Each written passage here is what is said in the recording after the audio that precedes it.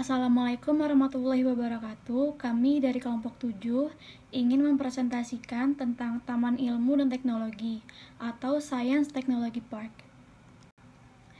Kelompok 7 beranggotakan Aida Fitria, Anggi Christine Patata, Regina Sandra, Resurrection Simbolon, dan saya sendiri Salma Hada Syaukiah, dan juga Septian Eka Putra. Taman Ilmu dan Teknologi. Taman Ilmu dan Teknologi atau Science Technology Park didirikan untuk merangsang pembentukan dan pengembangan perusahaan yang berbasis pada terciptanya teknologi baru. Menu Association of University-Related Research Park 19 Science Park memiliki 3 karakteristik dasar. Yang pertama, dirancang untuk mendorong pembentukan pertumbuhan perusahaan yang inovatif. Yang kedua, menyediakan lingkungan yang memungkinkan perusahaan besar untuk mengembangkan hubungan dengan usaha kecil. Dan yang ketiga, mempromosikan hubungan formal dan operation dengan lembaga yang menjadi pusat pencipta pengetahuan seperti perguruan tinggi, lembaga pendidikan tinggi, dan juga lembaga penelitian. International Association of Science Park atau ASP mendefinisikan Science Park sebagai properti yang berbasis 1.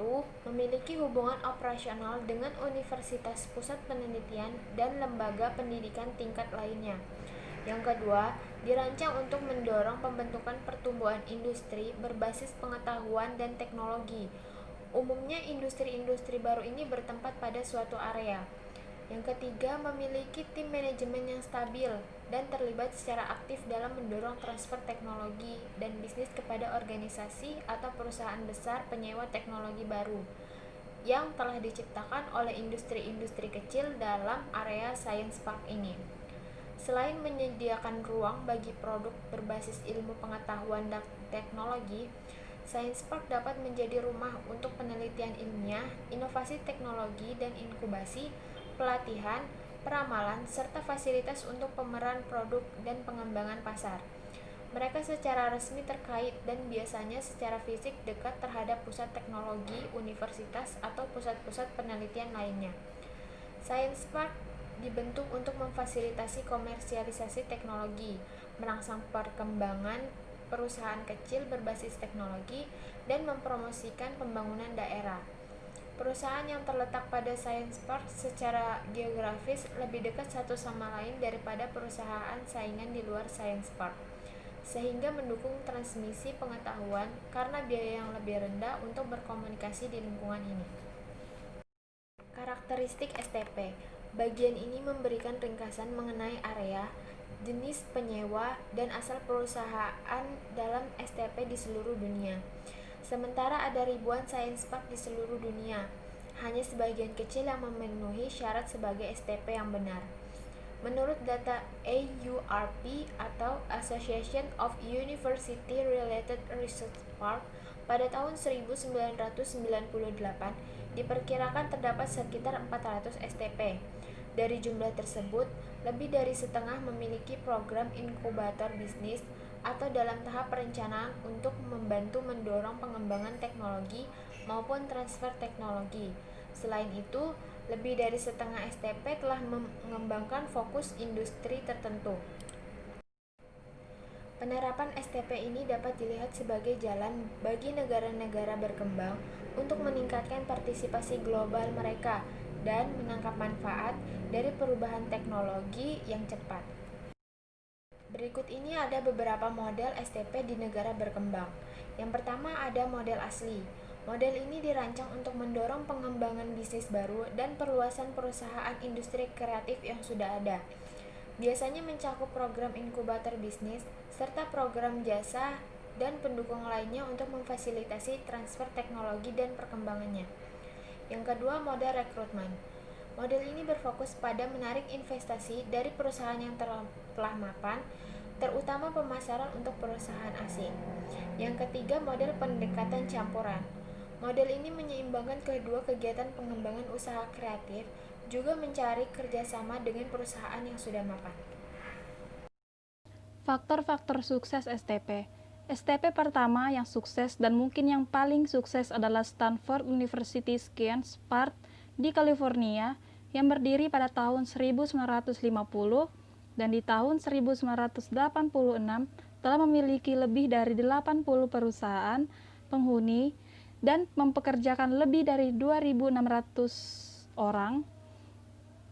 Inkubator bisnis menyebar secara perlahan antara pemerintah untuk merevitalisasi ekonomi. Menurut Karpf 2012, sekian teknologi park yang telah sukses dalam pengelolaan dan pengembangannya memiliki faktor-faktor sebagai indikator. Yang pertama, budaya dalam pengambilan risiko. Salah satu peran utama dari STP adalah untuk menghubungkan penelitian, teknologi, modal, dan pengetahuan untuk menyamaratakan bakat kewirausahaan. Manajemen STP yang tidak memihak. Dalam rangka menciptakan lingkungan pengambilan risiko yang tinggi, di mana seseorang memiliki kebebasan untuk mencoba dan gagal, para manajer sepakat bahwa manajemen STP harus independen dari kedua pihak, yaitu universitas dan birokrasi, pemerintah lokal, atau regional birokrat. Yang ketiga, lingkungan yang kondusif.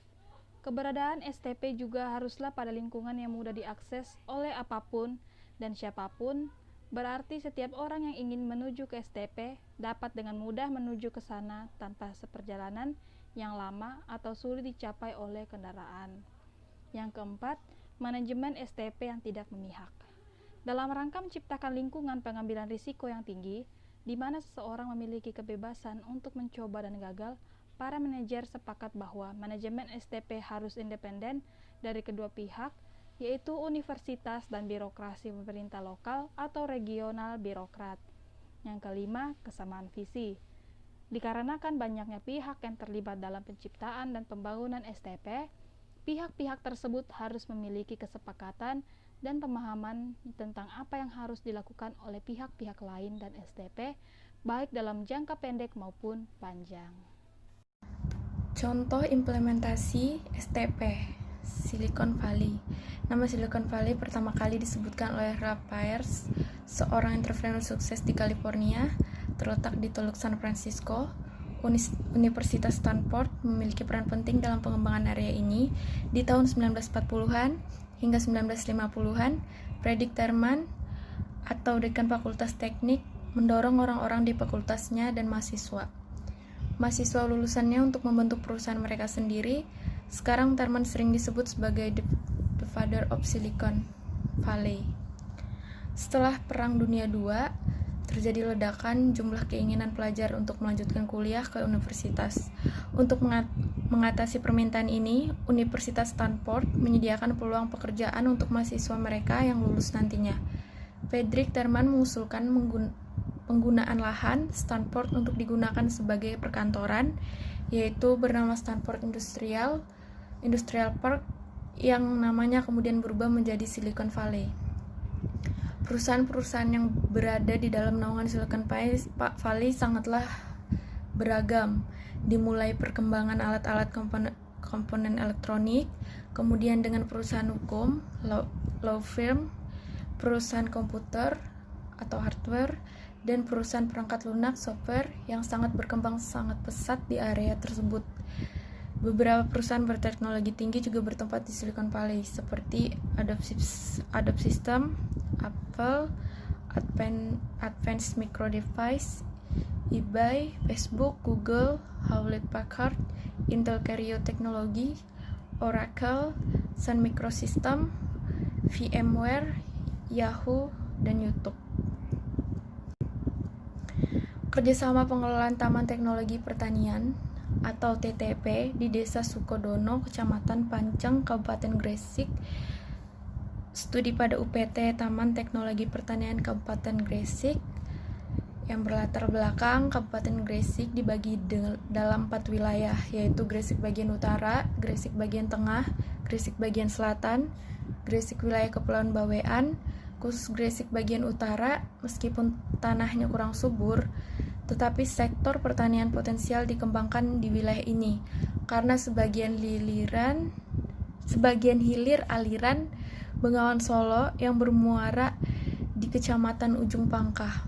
Selain itu, Gresik bagian utara merupakan salah satu sentra produksi mangga di Jawa Timur.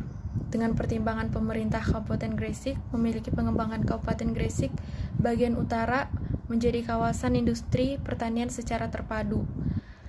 Maka dengan ini pemerintah Kabupaten Gresik menetapkan pembangunan Taman Teknologi Pertanian atau TTP di wilayah Gresik bagian utara, tepatnya di Desa Sukodono, Kecamatan Panceng, Kabupaten Gresik pada tahun 2016.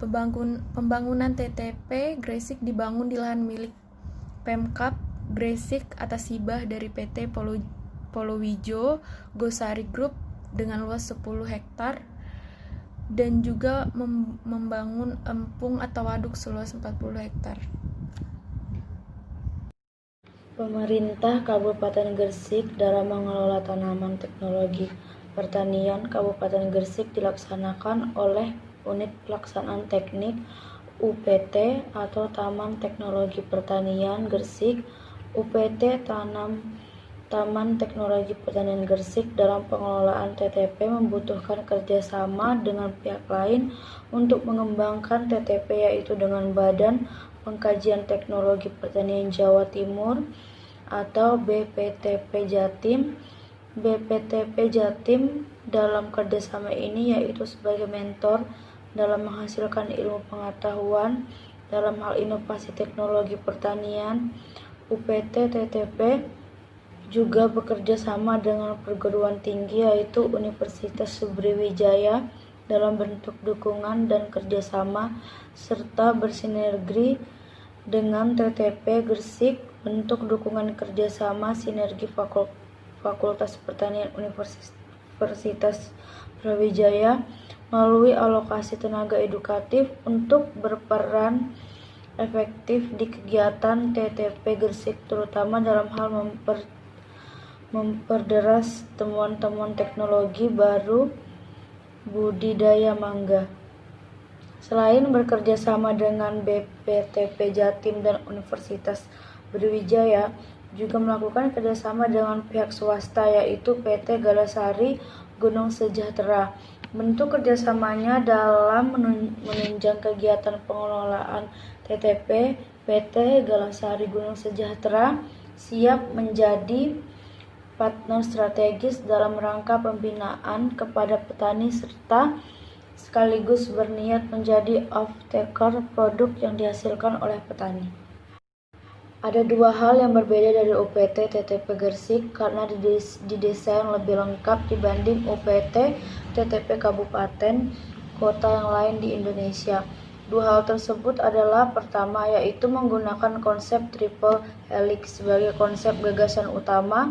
Triple helix merupakan sinergi kekuatan antara akademisi, bisnis, dan pemerintah.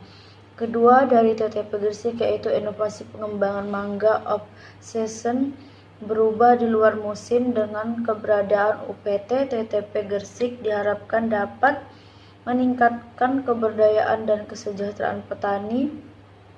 Dalam hal ini dapat membantu meningkatkan produktivitas petani di Kabupaten Gresik, khususnya Desa Sukodono, Kecamatan Pancang, dalam rangka meningkatkan daya saing dan nilai tambah buah mangga sehingga mempunyai potensi yang besar dalam meningkatkan kesejahteraan masyarakat dalam perekonomian wilayah.